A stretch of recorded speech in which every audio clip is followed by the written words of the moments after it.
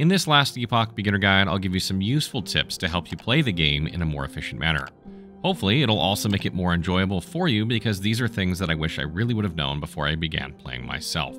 Before we get into it, however, a big shout out to Last Epoch for sponsoring this video. If you guys haven't picked up the game yet but you're interested, you can use the link below to support the channel.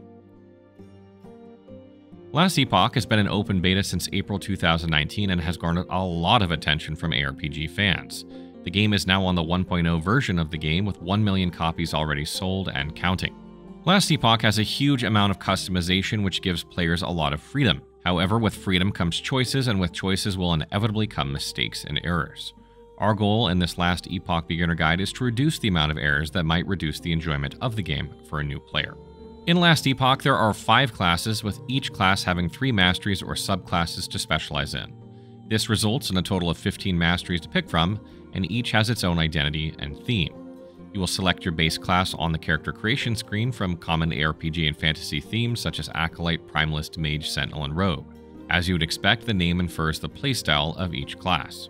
Upon reaching the end of time, which is roughly 2 hours into Last Epoch's campaign, you face the decision of which of the 3 masteries for your selected class to choose.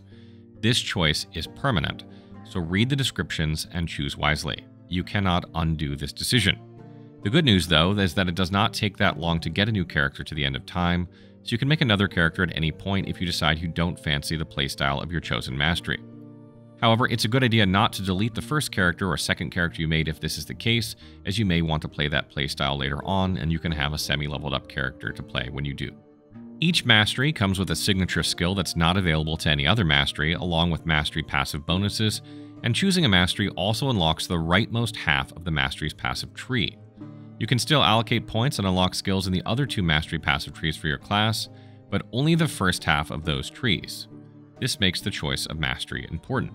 You can respec your mastery points in town at the NPCs with the brain icon for a modest fee of gold. This allows you to play around and assign mastery points as you get them without having to worry about wasting them. However, note that you cannot undo your mastery selection itself, you can only reallocate your spent points. Skills are the backbone of any character build, and Last Epoch has over 120 fully customizable unique skills with full skill trees, and for each mastery there are around 20 skills available to pick from.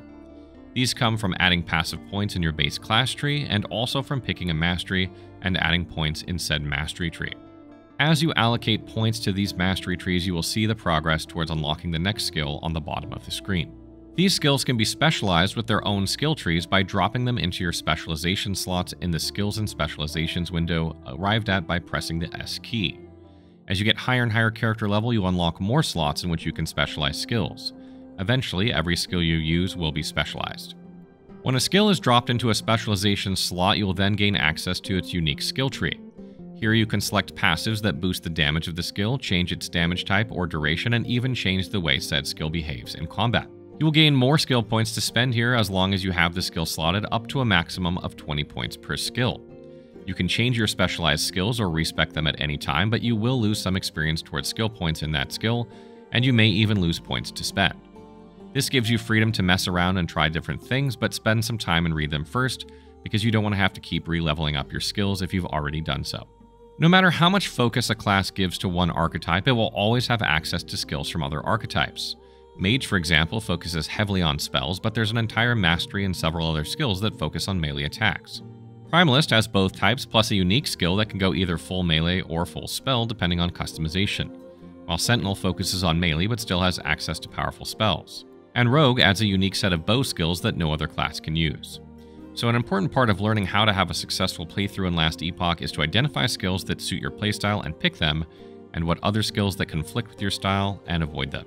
There's a very obvious example that comes with the Primalist class, as it splits its focus on both melee and spells. The standard movement skill of the class is Fury Leap, which is a melee attack, so it fits naturally into most melee Primalist builds. However, the challenge comes when you build a spellcasting Primalist that focuses on cast speed instead of attack speed, and in this case you'll find Fury Leap to be very clunky indeed. If you take a quick glance at the Primalist skills, you will not find another movement skill and you might be puzzled. However, upon deeper inspection, there's a spell available from Primalist's base tree that turns into a reversal skill. Your answer is Summon Stormcrow, and it only takes 4 points into this skill's unique tree to change it into this. Now you have a spell that scales with cast speed, and your gameplay will feel much smoother. It can take some time to identify these skills, as your natural instinct isn't to dive too deeply into what skills you're using immediately. However, taking some time to read through some of your skills' unique trees can really help you if you're struggling.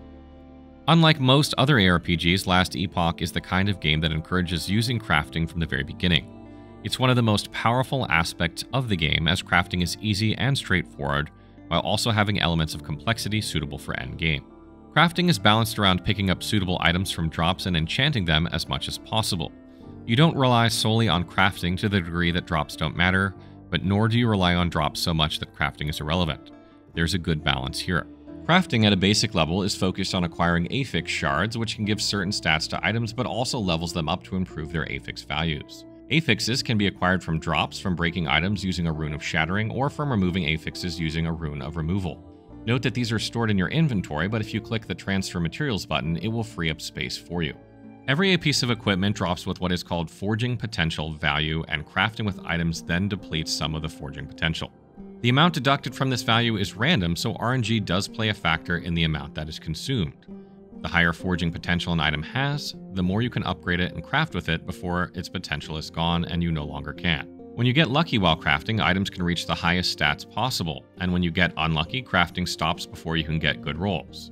This system doesn't punish players for crafting with an item, but instead will always make items better, even if they're not always a lot better. So everyone is recommended to engage with the crafting system regardless of how high or low their character level. You can get runes of shattering from drops or buy them from vendors, no more than 4 at a time, for 2k gold each. When you get an item with a desired stat, but the item is not good enough to craft, say it has the wrong item base, you may shatter it. The shattering breaks the item and gives players a random number of affix shards that were on the item. With a little luck, you'll get the desired affix shard you want, so you can craft it onto another item. When you get an item with high tier of the desired affix, you might consider using Rune of Removal instead. Since Rune of Removal doesn't destroy the item outright, it instead removes one affix and gives you shards equal to the affix tier, so a tier 5 stat will give 5 shards of that stat when targeted by Rune of Removal. This helps you build a reserve of rare affix shards that can be used when you find the item that you are looking for. Pair Rune of Removal with a Glyph of Hope when crafting to try preserving forging potential. That way you can extract shards for more stats on the item, and when the item depletes its forging potential, resort to shattering it with a Rune of Shattering. While leveling, when you get a blue magic item, you may use Rune of Discovery to fill out empty affixes. This is especially useful in the early game for accounts that haven't saved a lot of shards yet. Runes of Discovery don't consume any forging potential when used on items. They simply make items much more useful with the ability for upgrading further when you acquire more shards. A Glyph of Hope adds a chance for crafting to not consume forging potential. This increases the total number of times an item can be upgraded and results in better items overall, so try to use these when you can or on items you plan to upgrade a lot. These are not all the things you can use while crafting in Last Epoch, they are just some of the things and the most important ones to get you started. We'll likely have an advanced crafting guide later on in case you have further questions, so keep an eye out for that. As I've explained, using crafting requires good item drops to begin with, and to avoid sorting through tens or hundreds of items, Last Epoch provides a carefully designed loot filter. It's not an exaggeration to say that it's the best or one of the best loot filters in the entire genre of ARPGs. So, the moment you start feeling your screen become too crowded, press your loot filter hotkey, which is Shift F by default, and start adding some rules. Rules in the item filter apply from bottom to top, meaning the rule on the top will override the rules on the bottom. So you should start with hiding items you don't need and then make rules as exceptions. So for example, you play a mage class that focuses on spellcasting. The only weapons relevant for spellcasting are wand, scepter, and staff, and the only offhand viable is catalyst. This allows you to hide every other weapon plus the lowest rarity items. The 3 rules we have on the screen are the bare minimum rules you need to clear screen clutter. You'll get rid of 70% of things you don't want to see while leveling in the early to mid campaign. After a while, your clear speed will increase while rare yellow items drops increase. This will again result in slowing down to check which items might be useful for you. You might hit this phase after level 30 or 40, so you need new rules in your item filter. Say you've decided you need a wand more than any other spellcaster weapon, and also your main damage type is fire. Your setup might look something like this. If your main defense as a mage is ward, then you also need a rule to highlight offhand catalysts with ward retention and or ward per second. You'll see detailed info about item bases while picking up subtypes, so you can highlight the ones with the most useful stats. Your rules might look something like this. You may add similar rules for every item slot to highlight the most useful subtypes once you figure out what you need. You can also highlight the most useful stats regardless of item type. This is for shattering and removal purpose and recommended to do on rare stats.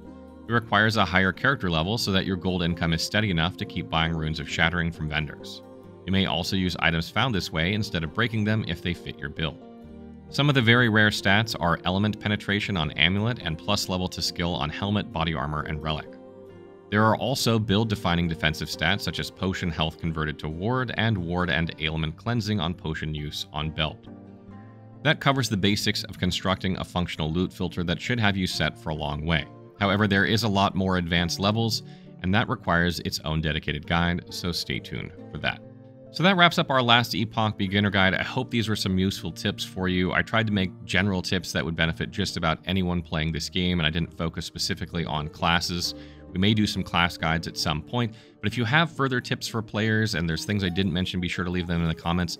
And thanks again for Last Epoch for sponsoring this video.